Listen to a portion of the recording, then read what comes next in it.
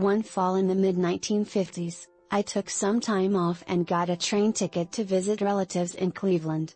I was fresh out of school and had begun working as a stenographer and office clerk. On my return trip, I noticed a couple across the aisle, a serviceman and a young woman, having a conversation. Eventually, I realized the two of them weren't traveling together after all, but had just met on the train. The woman eventually got off at Rochester, New York, leaving the soldier alone. I couldn't help noticing his good looks out of the corner of my eye. He asked if he could look at the train timetable I was holding, and then if he could sit next to me so we could chat. He's a fast mover, I thought. I'll have to watch out for this one. I invited him to share the 2 large lunch my aunt had packed for my trip, and we talked all the way to my stop in Oneida.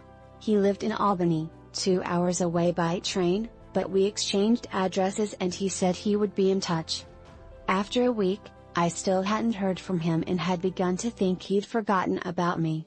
Then, on Saturday, the phone rang and a familiar voice asked if I would like to see a movie with him that evening. He'd come to Oneida, and we ended up seeing On the Waterfront with Marlon Brando at the Khaled Theater. We had a few more dates during his Army leave, and then he was assigned overseas. For the next few years, we corresponded and he visited me on other furloughs. In 1957, we married. We've been together more than 55 years, raising 3 daughters who now have daughters of their own. Before taking my trip to Cleveland all those years ago, I was warned never to speak to strangers on a train. I'm certainly glad I didn't listen.